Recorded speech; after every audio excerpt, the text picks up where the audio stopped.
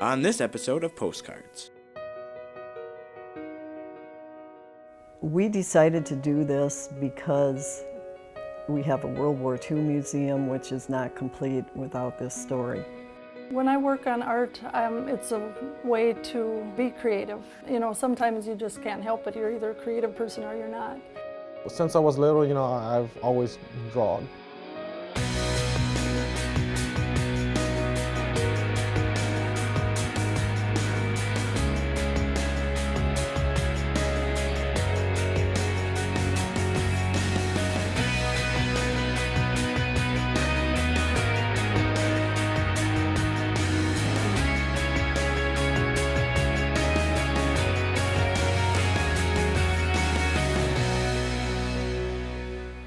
This program on Pioneer Public Television is funded by the Minnesota Arts and Cultural Heritage Fund with money from the vote of the people of Minnesota on November 4th, 2008.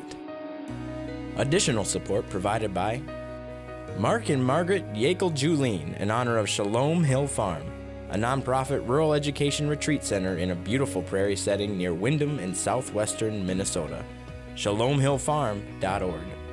The Arrowwood Resort and Conference Center, your ideal choice for Minnesota resorts, offering luxury townhomes, 18 holes of golf, Darling Reflections Spa, Big Splash Water Park, and much more. Alexandria, Minnesota. Explore hundreds of lakes, trails, and attractions for a great vacation or a place to hold an event. ExploreAlex.com. Tri-State Brain and Spine Institute, with locations in Alexandria, Edina, Crookston, and Maple Grove. Doctors dedicated to evaluating and treating all types of brain and spine problems, no matter how complex.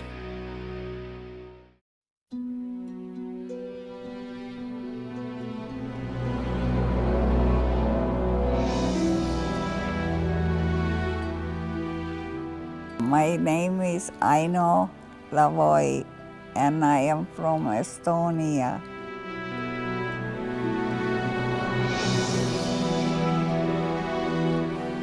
We finally ended up in Germany, but we were put in concentration camp.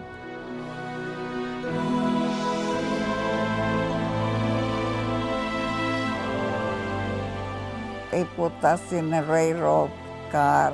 It was so many people that we only were standing. We couldn't even lay down or anything.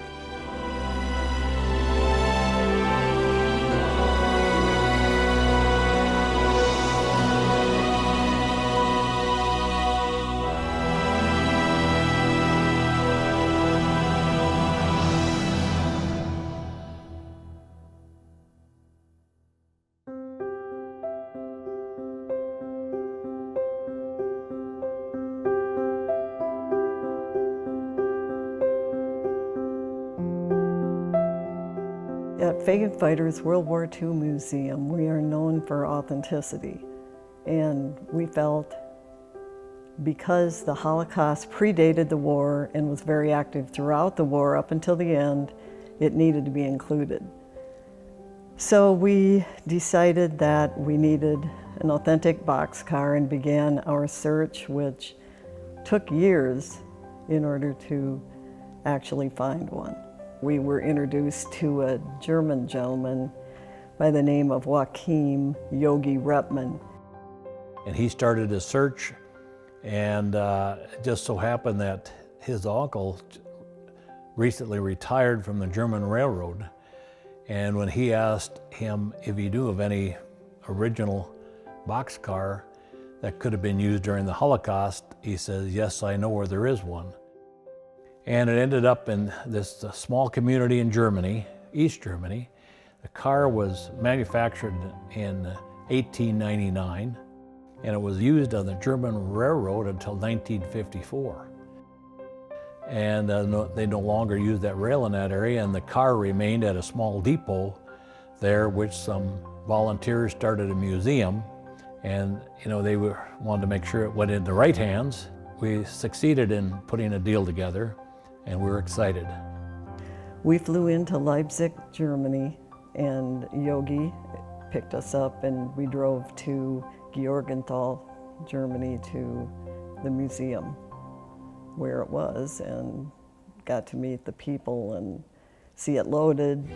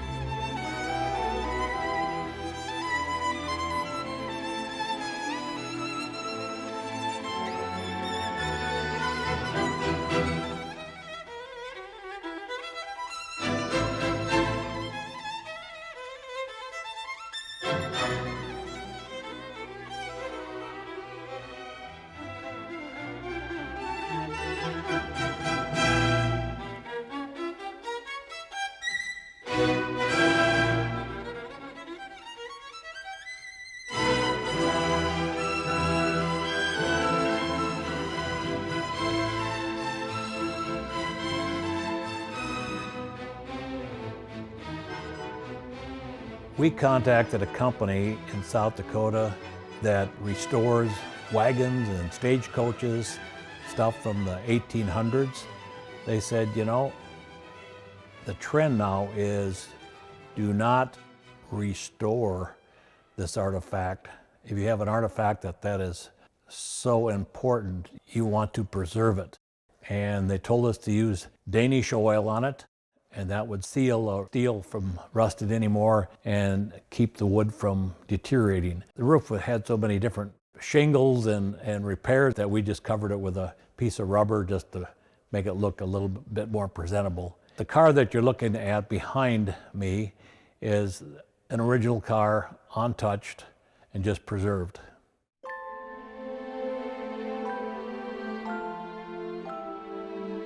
We worked with Split Rock Studios of St. Paul. We've worked with them before and know that they are so capable of it, so creative, and they helped us a lot in developing our scene, and I think they did a good job.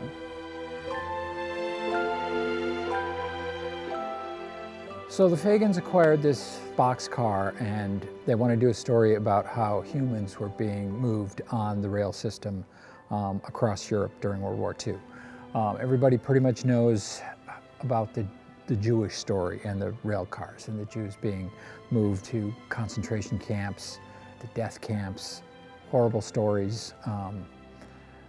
And we're going to include that story. But we also want to expand it because they also use the rail cars to move POWs from place to place. So the boxcar sits at an angle in the room with one corner of the car itself sort of dividing our scene in two. So on one side we see a fairly demolished, bombed out European city with a crowd of Jews being guarded by the SS and herded onto a boxcar. On the other side we see Allied POWs, there's some English and American pilots being unloaded from the boxcar by Volkssturm troops. And Volkssturm troops are, the draft age went up to age 60 in Germany by the end of the war. So these are old men, not what you'd call elite troops that are assigned to guard these POWs. Whereas on the other side, the SS is guarding the Jewish prisoners, which, you know, to my mind is, you put the elite troops to guard the most helpless, and you put the old, decrepit troops to guard the warriors.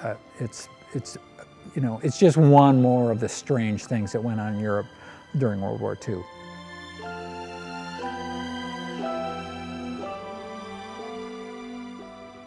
This project that we're doing is really unique, and it's unique for us. We've never made this many figures before.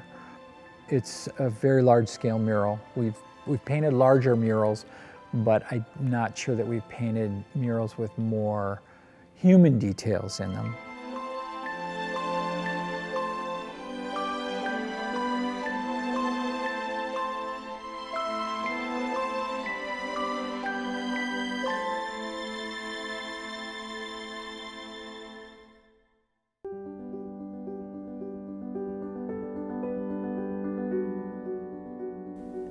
We decided to do this because we have a World War II museum, which is not complete without this story. It was a terrible event that needs to be remembered so it doesn't happen again. And so to us it means educating the future and keeping those stories alive. We feel it's very important. History always repeats itself. So you hope that some of the history is taught to maybe make people think twice about whether they should do something or not. We don't want World War II or the Holocaust to ever happen again. Personally, this exhibit means a lot to me. My dad was in World War II. He was a combat veteran, and he's passed now, but I didn't really get too deeply into it. He was a very typical combat veteran, didn't talk about it a lot when he came home. But since his passing, I for various reasons, really kind of got into World War II history. So it's very fulfilling for me to be able to think about these things, to be able to bring them to other people. And I think I'm speaking for the other guys, the guys working on the murals, the guys working on the figures, I think I can say the same for them.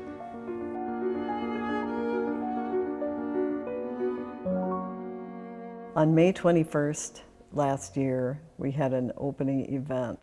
It was hugely attended, and we had a Holocaust survivor he was from Hungary at the time, and he spoke. Steve Hunnings of the JCRC, which is Jewish Community Relations Council of Minnesota and the Dakotas, was here. We have formed a great friendship with him and his group. It was an amazing event. It has been an emotional event for a lot of people. The older people who are veterans or had a veteran who helped liberate the camps or in any way connected with it, them probably more than others, but some young people too that just know about it.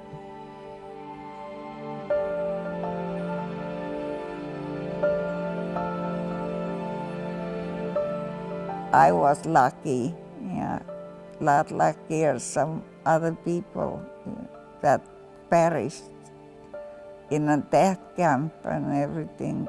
So I'm thankful for good Lord that I'm still here. I just forgive what we went through. I don't feel any grudge against what Germans done. Good Lord will punish them some way. It's up to them. A lot of people don't believe what really happened, but it is. I was there, and that is what Germans done, the Nazis. It is true. It is not make-believe at all. It's a true story.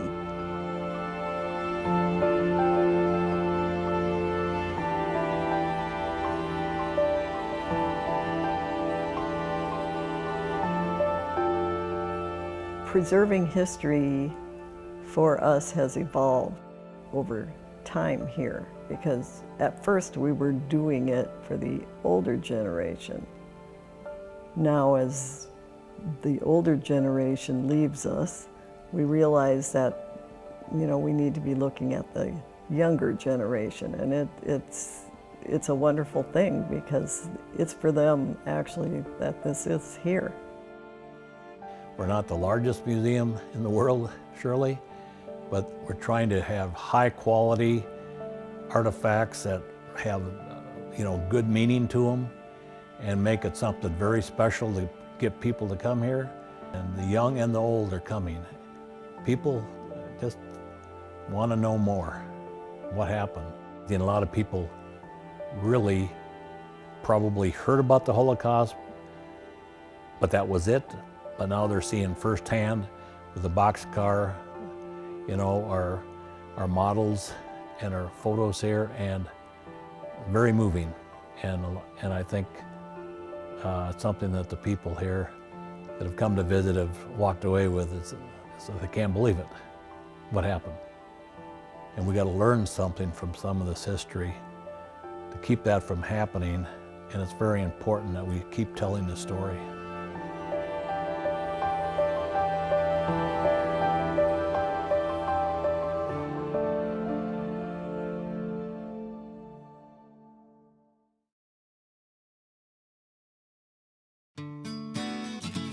You know you can watch postcards on your TV, but did you also know you can watch postcards and other Pioneer shows anywhere, anytime using Pioneer On Demand at video.pioneer.org.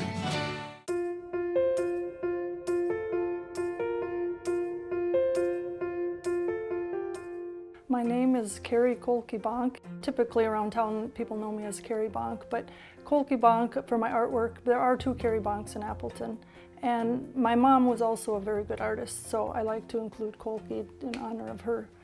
When I first started to be interested in art, I think it was from my mom. She would always have an art project going, so I really credit her for giving me the ability to just work with different things and really enjoy the art, because I was probably around it from 3 years old on.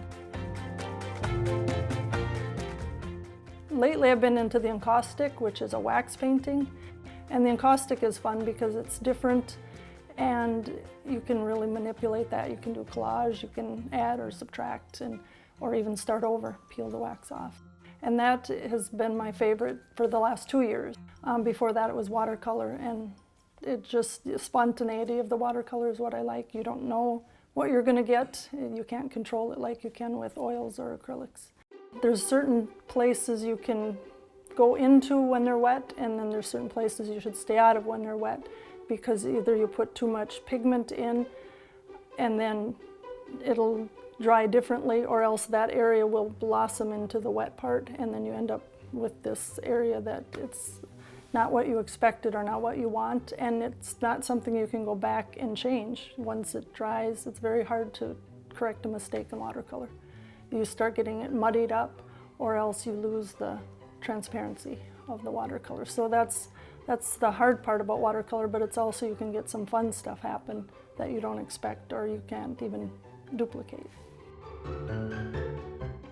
Encaustics are challenging because there's a certain point where you put the wax on and then you have to fuse it with the heat gun.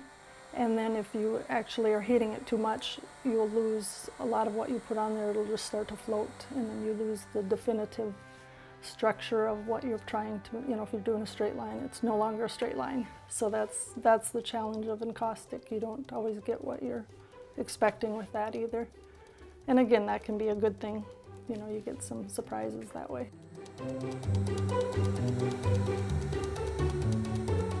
We moved to Appleton, Minnesota when I was 2nd grade. My dad was the high school superintendent.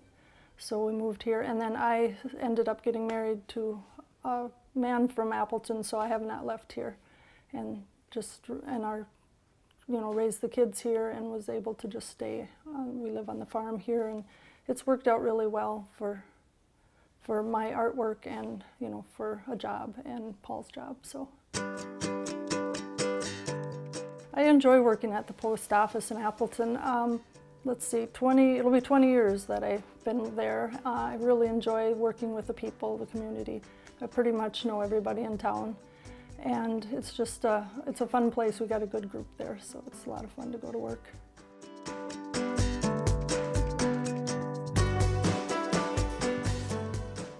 I think around this area and in this region, it's really a nice area for people that are outdoors with all the hunting and the fishing and the lakes and stuff.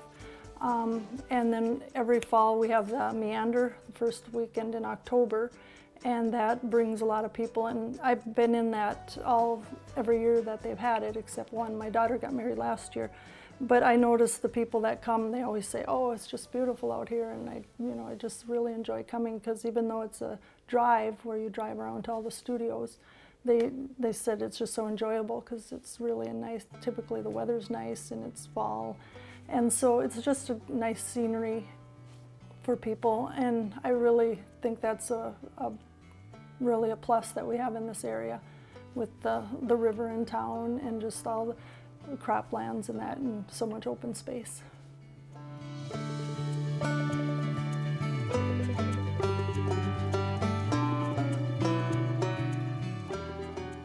My artwork has really, in the last probably last 5 years, I've really, done a lot of work with the community, and I think that's important to get art into the community.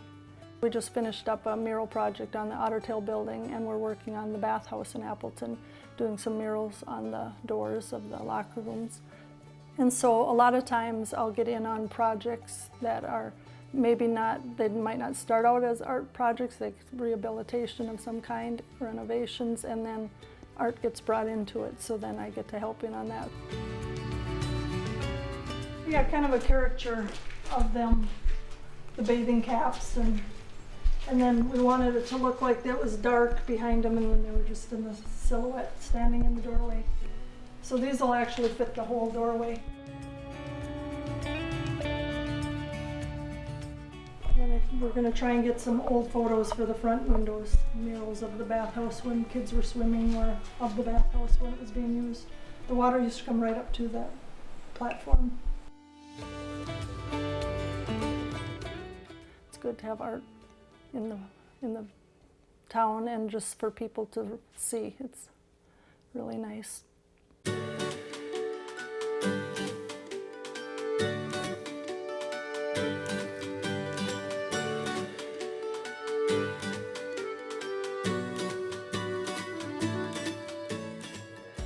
When I work on art, it's a way to be creative. Sometimes you just can't help it. You're either a creative person or you're not.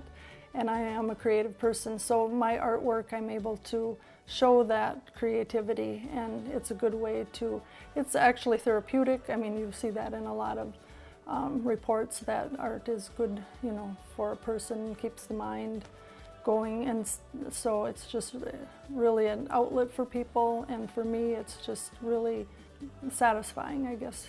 It's really a nice way to be able to relax. I don't struggle with my art. It's just really enjoyable, and I'm glad that I'm able to do it.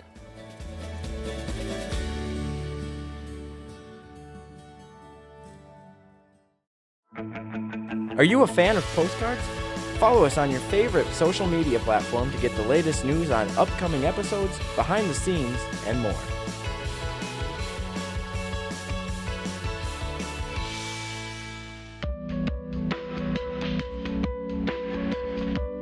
Since I was little, I've always drawn.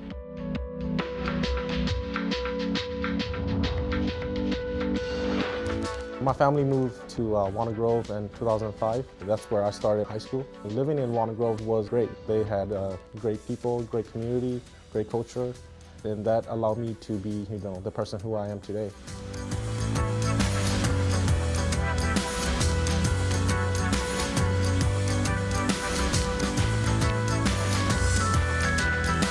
I've always did take art class in high school, and so that got me interested. When I went to college, art did not become my first major. I tried to major in criminal justice and then computer science, and then decided to take my major into graphic design.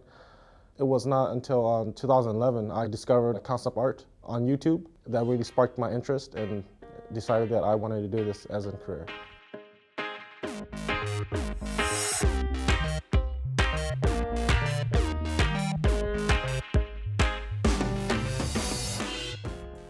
Concept art is usually used in the entertainment design industry because movies, it costs a lot of money, right? And it costs big budgets. So basically, they don't want to spend a lot of money, just go right into like filming.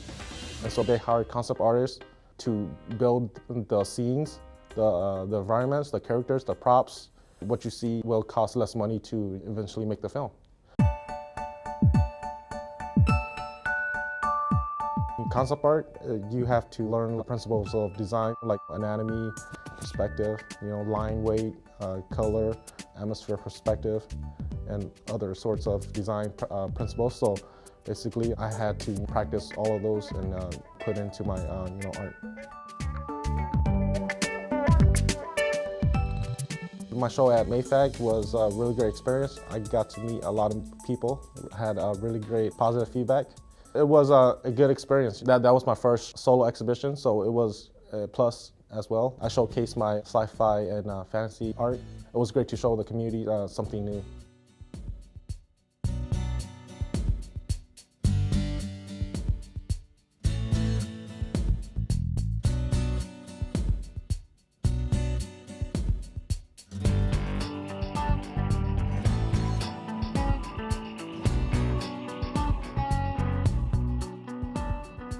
I like to do like sketches first, thumbnails, and then from there I usually do like 10 or 20. That's like the what I usually do. From there I choose the best one and then go from there.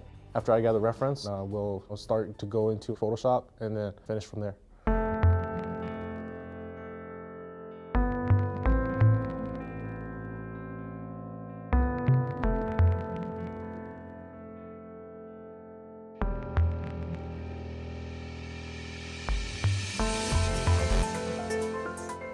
I like to watch films, read books, watch cartoons, anime, watch nature itself. I like to absorb the environment as I walk or just staring at things.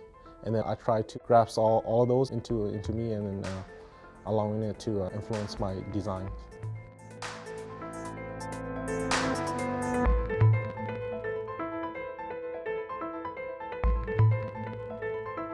Digital painting is a medium that I think is the future. Digital painting is a new way for painters to finish an artwork faster, to work in a production pipeline.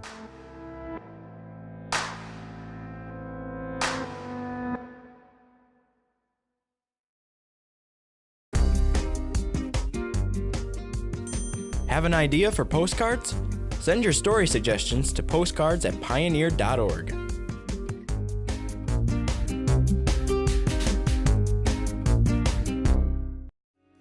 This program on Pioneer Public Television is funded by the Minnesota Arts and Cultural Heritage Fund with money from the vote of the people of Minnesota on November 4th, 2008.